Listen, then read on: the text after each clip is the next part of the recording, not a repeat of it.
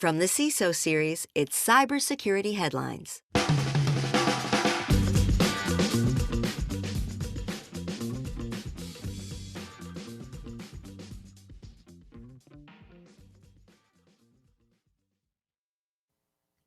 CISA and the FBI issue a sobering warning about Volt Typhoon. Cloudflare announces nation-state level breach, and finance worker pays out $25 million after a video call with a deep-faked CFO. These are some of the stories that my colleagues and I have selected from this past week's cybersecurity headlines. We are your curators for this, and now we get the exciting opportunity to get some insight, some opinion, and expertise on these stories and more from our guest, Doug Mayer, VP and CISO at WCG. Doug, thank you so much for being here. I am thrilled to be going over this news with you. No, thank you very much. It's very interesting stories that were produced this week. So yeah, a lot of different facets, some stuff we haven't seen really before, new direction. So I'm super just to get into it. Before we do, have to spend a moment and thank our sponsor for today, Vanta, compliance that doesn't suck too much.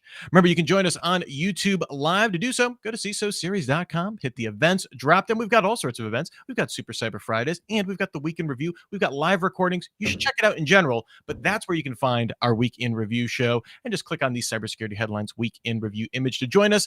If you're already subscribed on YouTube, you're joining us here. Remember, we want to see you in that chat, commenting on the stories, asking some questions. If we're not making something clear, please ask us some questions. Let us know. We want your takes, questions, concerns, comments, and perhaps even some wonderful bon mots. We've got about 20 minutes, though, so let's jump right into it.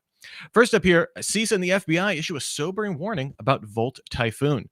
An advisory published by CISA and the FBI, as well as the NSA, kind of my favorite faves of acronym agencies, warns that Chinese state-sponsored cyber actors are seeking to pre-position themselves on IT networks for disruptive or destructive cyber attacks against U.S. critical infrastructure in the event of a major crisis or conflict with the United States. The advisory adds Volt Typhoon's choice of targets and patterns of behavior is not consistent with traditional cyber espionage or intelligence gathering operations. So, Doug, the essence of this warning seems to be for organizations to widen the scope of their vigilance and just watch out for these threat actors essentially planting virtual bombs for use later. This seems to make sense given that U.S. adversaries are used to playing the long game in warfare, cyber or otherwise. I'm curious, what's your take on this? No, I think this is interesting, but one thing you got to remember: the long game here has always been a return on investment for these folks. These folks are constantly placing themselves in quiet places, and this is where APT attacks really bubbled up a few years ago, saying you lay low, you sit there, you have more impact. So I think this is nothing different. And to be vigilant, these companies have distributed equipment, and it's really hard to protect that when it's outdated, running water systems, make sure things are pumping.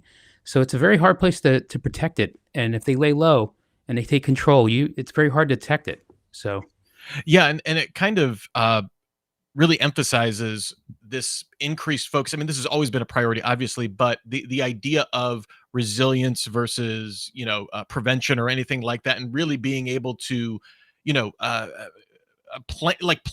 controlled failures, right? Essentially within your cybersecurity program, and kind of makes that more imperative when you have like a potential national security threat, especially for these Fortune 500s and stuff like that. Yeah, no, definitely. I mean, this has been ongoing for years. I mean, this is where this cybersecurity framework was built off of, protecting critical infrastructure.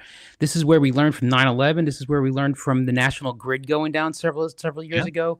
Anthrax scare. It's all very similar. It's attacks. It's attacks that you don't expect. So you got to be vigilant. But again, it's because it always comes down to risk and cost, right? So they can't replace everything. So they got to really be vigilant about what are their key infrastructure that they need to protect and bring some protections around it. So yeah, we will definitely see more updates, and if we get any more disclosures from the NSA or see kind of follow on through this, we will definitely keep that in cybersecurity headlines. So make sure you're staying tuned. Next up here, Cloudflare announces nation-state level breach. Potentially in the same global warfare bucket, Cloudflare has stated that it was the target of a likely nation-state attack that involved the theft of credentials in November. Attackers spent 4 days viewing Atlassian Confluence and Jira portals, and then created a rogue Atlassian user account to exfiltrate data from 76 repositories. The attackers used one access token and 3 service account credentials associated with Amazon Web Services, Atlassian Bitbucket, Moveworks, and Smartsheet that were stolen following the October 2023 hack of Okta's support case management system. Cloudflare acknowledged that it had failed to rotate these credentials, mistakenly assuming they were unused. Doug, we hear this similar story kind of every week here with repositories, some kind of asset left vulnerable, often due to human oversight. Given the dependence that we have on them, is it time to consider other options, or is this, just too big to fail in this case? No. This definitely needs some different options, because we're just seeing that here we have Okta having multiple problems over the last 2 years. We see now Cloudflare is directly impacted by it, but they also were impacted back in October by Okta. So is this a continuation of that? Probably. And then you bring in the potential vulnerability that Atlassian put out in November. Is that in play here? I mean, the reference to servers, I would say that maybe possibly. So I think there needs to be a recall here. Even if you read their description on what they remediated, they made a reference towards staging and development and production.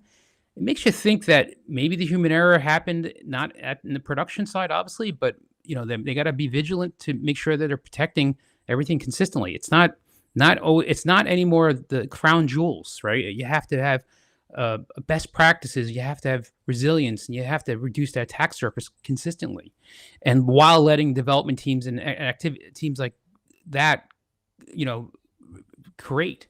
But it has to be without being a complete roadblock and shutting down that. Yeah, letting them do their job in a safe way, for sure. Yeah, because think about it. Now it's upstream, downstream problems for Cloudflare. All their customers are all worried. Downstream from them, who they are using is now an impact, as it was clearly just demonstrated with not only with Okta, but also potentially with Atlassian. So, yeah, and as CCL points out in our chat, one of our favorite commenters, thanks for being here, CCL. Basic stuff is so important yet difficult in cybersecurity: inventory, regular cleanup, etc. Definitely something we see week in and week out for sure. Thanks for that, CCL. Next up here, one of the stories that definitely got some wider coverage this week. Finance worker pays out $25 million after a video call with a deep-faked CFO. Pity the poor anonymous employee in Hong Kong. The whole world heard about this mishap in which the person's firm wired $25 million to cyber criminals who had deepfake technology to impersonate all the members of a company video conference call. Should be pointed out that the unnamed employee had grown suspicious after receiving a message from the CFO, which mentioned a secret transaction that had to be carried out. That raised a red flag for them. They were ready for something malicious. But then the employee saw a group of people on a call with the CFO, and that became convincing enough to carry out the transaction. It's one thing to get the angry email from the CFO telling you to do something. It's another thing when you see him on screen with a bunch of other people, but all the people in that call were fake. So, Doug, humans always get blamed as the weakest link in the cybersecurity chain. Here we have a person doing the right stuff, right? They're second guessing stuff. They're waiting for that confirmation, and they got it, and that confirmation was fake as well. Likely the individual is probably one of, I don't know, about 8 billion people on this planet that hadn't yet heard of a group deepfake. I know that was a new one for me. The employee does the right thing, still gets caught. I'm curious, as a CISO, how do you even wrap your head around something like this? It's becoming social engineering that is advancing, and our technology is advancing, like deep fakes, and people's guards got to be up. Now here's a question: how can one individual be so powerful enough to initiate a $25 million payment or transfer without having checks to go through to say, is this insane? Is this correct? That's it's exact same thing as if you used to see all the years of invoice scams, or the CEO wants iTunes cards. People fall for that stuff when they don't realize it, but they're trained and they're thinking about it. But this one is the deep fake. The social engineering tactics are getting so much more advanced that you need to put controls in place. Those folks should have 3 approvals before $25 million gets transferred anywhere. And that should be involved with a signature by the person who's requesting it. And maybe that would have caught before it went out. I also wonder if this is a cultural issue in that company is what I'm saying. Like, right, is there such a power dynamic that employee doesn't, maybe once the CFO signed off on something, like is not in a position. I don't know what the checks and balances internally in that company culture look like. And as David in our chat pointed out, this is why you got to have a verbal password with business and family to verify identity. I know my older brother does that every time I text him ever. And I used to think it's annoying, and now I'm just like, you know what, Nick, you're probably right here. Hey, the phone companies, cell phone companies have came across this when we're duplicating SIM cards. So got to do it at the finance side, and any large transfer or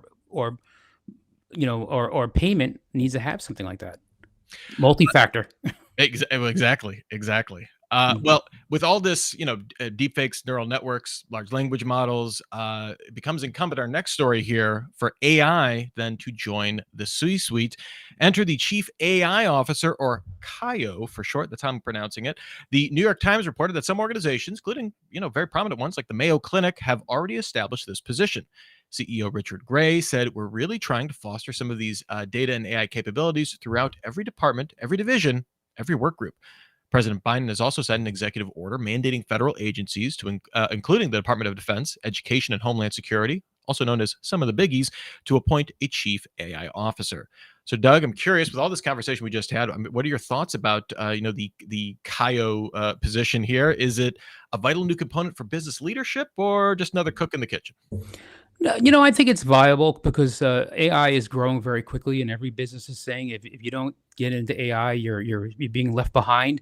So to have a chef that is specific to that, I think it's important. It's very similar to the CISO or the chief trust officer. They have to be put in an empowered position where they can determine and make decisions for the business to help them to help that part of the business.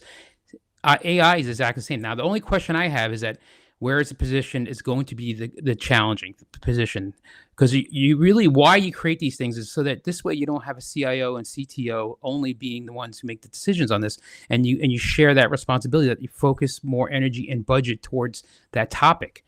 If it's positioned well, I could see it doing very well. But here's the other question: what's happening to the chief data officer? What's happened to the data scientists that have been working lower end? Is this a promotion to them? Is this ability to get them to drive and lead more? Could be, but I don't think it's a bad thing. Yeah, and then there's also the questions of that we see with CISOs all the time. We cover on CISO Series shows all the time. How does this new position relate to the board? Yeah, as to your point, what's the reporting structure look like? Yeah, the devil's in the details here. Good to have the role given how disruptive this technology seems, but it all comes down to implementation, right? Yep. And then there's going to be another focus on what type of data is in that AI, and is there privacy concerns, and then you have two swords there to use: the CISO, the privacy officer, two, and then third now the CIO. Maybe another term might be better for that one, but you get what I'm getting at. CCL in our chat is if CIO is under HR, to represent non-carbon based work. Yes. I think CIO is a cartoon character my kids used to watch. Sure, why not? We'll get a graphic up here. For if not, we'll use ChatGPT to create a CIO cartoon character. So there you go. Before we move on to our next story, we have to spend a few moments and thank our sponsor for today, Vanta. From dozens of spreadsheets and screenshots to fragmented tools and manual security reviews, managing the requirements for modern compliance and security programs is increasingly challenging. Vanta is the leading trust management platform that helps you centralize your efforts to establish trust and enable growth across your organization. Over 6,000 companies partner with Vanta to automate compliance, strengthen security posture, streamline security reviews, and reduce third-party risk. To learn more, go to vanta.com/CISO and watch their 3-minute product demo. All right, kind of a pair of stories up here coming out of the break here. Illicit services cranking out those fake IDs. These are a couple of ID related stories. First, 404 Media's Joseph Cox profiled OnlyFake, which claims to use neural networks to create realistic fake IDs for about $15. Cox found it only took about 5 to 10 minutes to make it. This allowed him to instantly create a convincing California driver's license with arbitrary information on it. The service adds appropriate metadata to make photos of the faked IDs appear to be legitimate. So they add device, time, date, and location information, to make it look like you took it on your cell phone. Next is Graham Cluley writing in Tripwire about face swapping attacks in which fraudsters use off-the-shelf tools like SwapFace and DeepFace Live. Kudos on the branding there, guys, to create facial images that can then pass the liveness test, where a person has to look around into a webcam, turn their head side to side to kind of show that they're a legitimate person. The face swapping software can create a highly convincing synthetic video that you can just use that with a virtual camera to mimic a genuine webcam. So, Doug, come a long way, I guess, for the $5 fake ID that was garbage in high school. Clearly, the age of static identification media is over. I guess, where do we go from here? I don't know. I can relate to that. I mean, when you were in the 80s and you went to 42nd Street in New York City to get a cheap ID, that's easier. And I'm sure now there's college kids excited about this whole service. It's a slippery slope here. This is going to be. I can see it right now. It's going to be a new identity as a service being done. You can buy the personal information that was hacked, and then hey, we'll give you even IDs now to use it to do fake income tax filings or taking over bank accounts with this virtual identities. So this is going to be really interesting, and it's also going to use against money scams. So there's a lot of opportunity here for our threat actors here. So yeah, and yeah, with the existing tools, they already proved how creative they can be with this whole new tool set. It really is kind of the sky's the limit in terms of what creative people can do with new tools, as we're seeing with legitimate uses for AI as well. That's the crazy thing to me. Well, think about it. All these states are going to mobile driver's licenses, right? And mobile driver's licenses is pretty much what's going to be on your phone, right? And how hard is it going to be to mimic those if they're available that way? And how difficult will it be to make these fake ones really work like the real ones? So this is going to grow. Yeah, and we will see what kind of industry that turns into over time. But definitely the capability is there right now. Next up here, ransomware payments crossed $1 billion in 2023. Last week on this show, we carried a story about how more companies are refusing to pay ransoms. We dropped the mission accomplished banner, but analysis from cryptocurrency firm Chainalysis showed that ransomware payments were up 94% on the year. Much of that is definitely a rebound effect following the FBI takedown of the Hive ransomware operation in 2022. And also, if you look at it, both 2020 and 2021 saw payments over $900 million. So when you take that context, topping 1 billion is more keeping pace with inflation. But that's also paired with 538 new ransomware variants that Chainalysis also found as well. So, Doug, from your perspective in the CISO hot seat, what's your take on corporate ransomware payment strategy? How do we take those two pieces of news, I guess? It's a very difficult topic. It really depends on your company, your industry, and the level of resilience you have.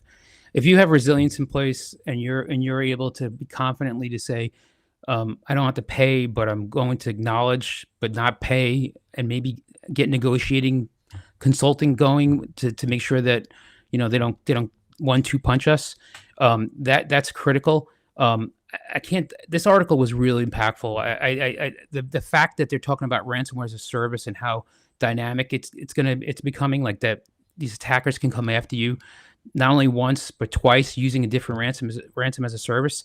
They're going to hit us harder, and 2024 is going to be a banner year for them because the gloves are off because the FBI broke up that group. And even last year when they had news from that, they did say these threat actor groups says they're going to come after more difficult and less negotiation. So if anything, this is going to be very difficult to make that decision on do you pay the ransom or not. Personally, and this is only my personal view, the more we pay these threat actors, all you're doing is adding fuel to the flame.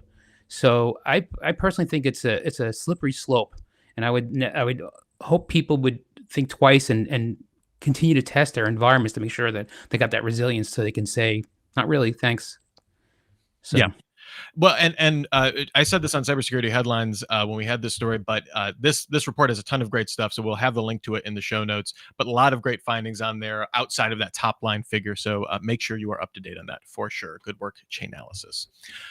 And Mellow Chan in our chat says, "Agree, don't pay." I've become at least a little bit more sympathetic.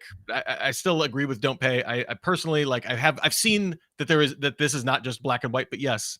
I mean, if you don't return on the investment, eventually that has a bigger effect. It comes down to a business decision. Yes, right. A leader decides, am I more worth trying to rebuild and the cost to rebuild and getting confidence back of my customers, or pay them? Or this could be a threat actor group that has no reputation, that you can't even think you can negotiate with. Yeah. But you know what? Ignoring them is the worst thing you can possibly do. So I would definitely say don't ignore them. So. All right, and our last story here for today: tech giants and world governments unite to tackle spyware threats. Over a dozen countries, including France, the UK, and the good old US of A, joined forces with tech giants Google, Meta, and Microsoft to sign a joint agreement on Tuesday this week. The pledge was released just a day after the US announced a visa restriction policy for individuals involved in the misuse of commercial spyware.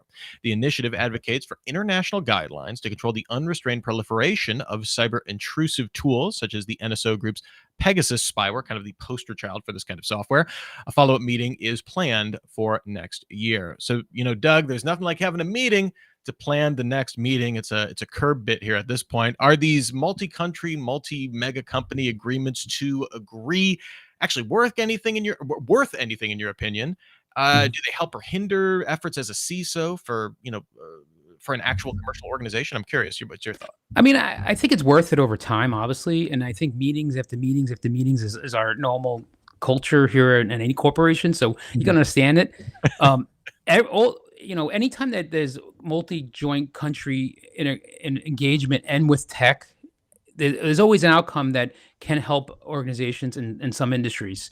Does it help everyone? I'm not sure. But I can tell you now, like the GDPR that came out a few years ago was scary as can be, right?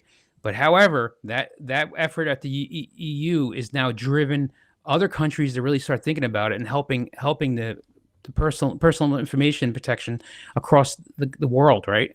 We see states doing it. This agreeable terms that they come to could help reduce our attack surface, right? We could help, we know what they're coming out with us, and we know that what tools can be used against us without us knowing. It kind of helps us defend a little bit. So I think over time it'll bring value, but it's gonna be a long time. Now, the article also said that certain countries backed out already, and they always do that. They want to let some other countries pave the way and then jump back in. I suspect that's going to happen again here, or you might have them staying out, but they will sooner or later want to participate, just like how NATO is right now. So yeah, and anytime you're dealing with policy, that's turning a battleship that's made of other battleships that are also turning at the same time internationally. So these are the steps, and we've also I'm also encouraged because we've already seen signs of the international community taking this seriously and the coordinated law enforcement efforts. So it's like if this was coming out of the blue with no precedence, I would be like, okay, yeah, this might just be bureaucratic paper pushing. But to me, this is part of a continuing narrative that we've seen already some success with, limited as it may be, but it does make me optimistic. Yeah, well, and also they get in tech involved, right? Tech involved, that's a collaboration that helps with other things. So other spaces that the governments and tech are not really seeing eye to eye to, but also at the same time, they're the ones that most of the traffic flow through. Mm-hmm. So if we can we get more defenses there, everyone benefits from that. So. And also any international agreement that isn't trying to build backdoors into encryption is it's a refreshing change of pace. So it's always a plus. Before we get out of here, was there any story for you that was a thumbs up or an eye roller? We were kind of hitting on a lot of the same themes here with identity and veracity and that kind of stuff. What stood out to you today? The eye roller was the $25 million, right? That poor guy or person who is feeling so embarrassed now, and that article is everywhere, and that person's hiding in their closet right now, so no one associates it to them. But it's social engineering being effective. So I rolled my eye on that one. All right. Well, thank you so much, Doug Mayer, the VP CISO at WCG. We really appreciate your time. I could have this conversation for another hour. This was just really good stuff. I really appreciate your thoughts. Where can people find you online if they're so inclined? The best place is LinkedIn. I'm a big user of LinkedIn, so please, friend, I guess you could say connect, not friend request. I'm very responsive, so please check there. And are you hiring at WCG right now? Actually, I am. I have a enterprise security architect role that's out there published. So you can come to our website and apply, or you can shoot me a note on LinkedIn and I'll send it to you. But yeah, we're hiring. It's a remote position, so it's a very good opportunity. So. Well, thank you so much once again, Doug. And thanks to everybody in our chat too, Mellow Chan, CCL, David, and Kevin, as well as everybody that's listening to this after the fact in your podcatcher of choice. Truly appreciate it. Always thankful. And we would love for you to join us in our live stream. Get those comments in. I love seeing that light up and getting your folks' thoughts on what is going on. Remember to join us next week for Super Cyber Friday, where the topic will be hacking compliance versus security.